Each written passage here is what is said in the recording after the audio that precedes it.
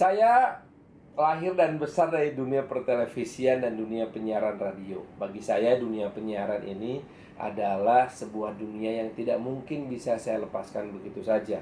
Namun, dunia penyiaran sejak 15 tahun terakhir sudah mengalami sebuah kebimbangan yang luar biasa. Sampai hari ini, undang-undang penyiaran yang dijadikan dasar untuk penyelenggaraan penyiaran di Indonesia itu disahkan pada tahun 2002.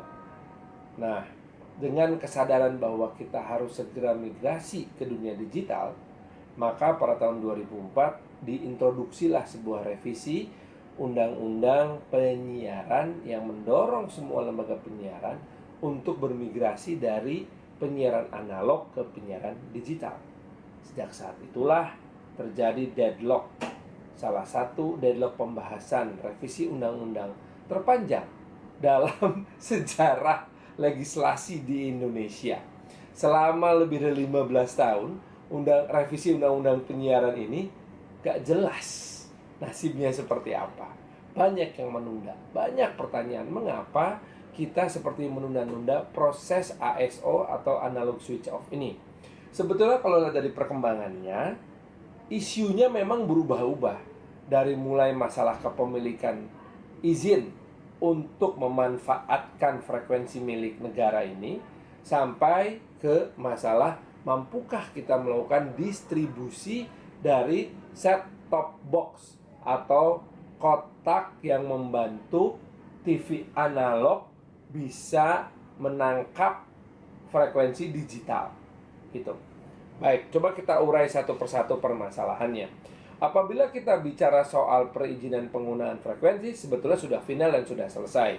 Semua orang mengakui bahwa apabila bicara soal pengelolaan frekuensi ini jauh lebih efisien apabila kita memang migrasi ke digital dari analog. Analog switch off nama prosesnya memungkinkan jumlah atau besaran pita frekuensi yang digunakan itu menjadi hanya 50%-nya saja dari apa yang kita gunakan sekarang. Ya. Nah, jumlah lebar pita frekuensi inilah yang walaupun lebih sedikit dalam dunia digital, tetapi mampu menampung lebih banyak kanal atau saluran penyiaran. Contohnya, Anda penggemar radio kan? Kalau Anda adalah penggemar radio, misalkan katakanlah di Jakarta itu radio Hard Rock FM deh. Ya, di 87,6 MHz.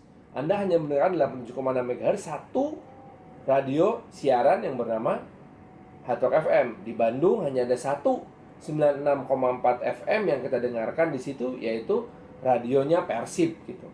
Nah, tetapi nanti apabila sudah berpindah ke frekuensi digital, maka satu frekuensi 96,4 FM di kota Bandung itu bisa menyiarkan 8 kanal program sekaligus.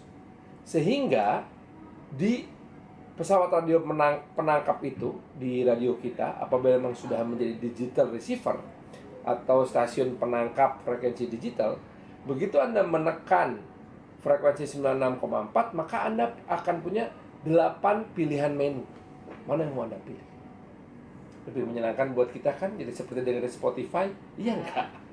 Tapi berbeda dengan radio internet. Kenapa? Karena radio penyiaran ini sudah dikelola dengan lebih baik sebagai sebuah lembaga penyiaran yang lebih proper, punya sejarah panjang. Demikian juga penyiaran televisi.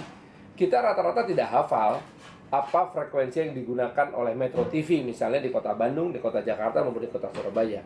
Nah, apabila sudah digitalisasi, maka satu frekuensi ini yang digunakan oleh Metro TV di kota Jakarta bisa menayangkan 4 sampai 8 kanal penyiaran. Artinya untuk kita masyarakat lebih banyak dong pilihannya. Namun tentu untuk para pengelola usaha media penyiaran menjadi sangat menantang. Kenapa? Perlu ada investasi lagi. Katakanlah sudah berhasil investasi itu, maka pertanyaan berikutnya, mampukah ini menyaingi sebuah bentuk penyiaran baru yang bernama over the top dalam bentuk langganan konten penyiaran di dalam device berbasis internet seperti handphone, laptop, dan lain-lain. Ada yang namanya view, ada yang namanya Netflix, ada yang namanya video, dan lain-lain. Nah, undang-undang penyiaran memang tidak menyentuh tayangan internet baru ini. Itu sebabnya salah satu pasal yang menjadi perdebatan penting di dalam revisi undang-undang penyiaran adalah redefinisi atau pendefinisian ulang kata penyiaran. Karena kalau dulu penyiaran harus menggunakan spektrum frekuensi, maka bisa jadi penyiaran memasuki masa sekarang tidak melulu hanya menggunakan frekuensi radio ini atau spektrum frekuensi.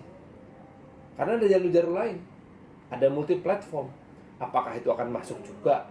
Nah, perdebatan-perdebatan ini emang sangat sulit untuk diakhiri. Mengapa? Karena akan ada tuntutan kebutuhan lain dari pemanfaatan lebar pita frekuensi yang sudah diefisienkan. 50%-nya bisa kita gunakan untuk meningkatkan kemampuan kita dalam telekomunikasi perhubungan, baik itu darat, laut, udara. Kalau laut, tentu traffic control, air traffic control. Kalau darat, udara. Kalau laut, tentu adalah komunikasi dengan kapal-kapal. Itu istilahnya namanya puskodal. Nah, ada satu lagi yang namanya komunikasi atau telekomunikasi kereta api super cepat yang sedang kita bangun, Jakarta-Bandung, Jakarta-Surabaya. Kalau tidak menggunakan frekuensi digital itu, tidak akan mungkin bisa mengendalikan kereta api super cepat tersebut. Lalu frekuensi yang sama juga akan dimanfaatkan untuk interoperability militer. Bagaimana operasi gabungan angkatan darat, laut, udara itu bisa bersama-sama bergerak menjaga pertahanan negara tanpa kemudian terjadi intervensi perintah. Satu komando istilahnya. Seperti yang kita lihat di film-film itu loh.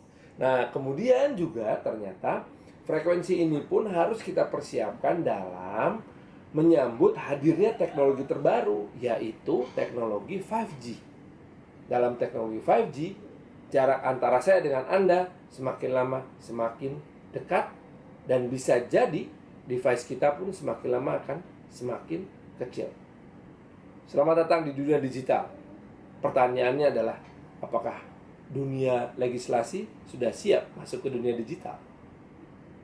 Kami dari fraksi Nasdem memiliki sikap yang sangat jelas dan tegas. Jangan tunda lagi analog switch off. Kita harus segera bermigrasi memasuki dunia digital tahun ini juga.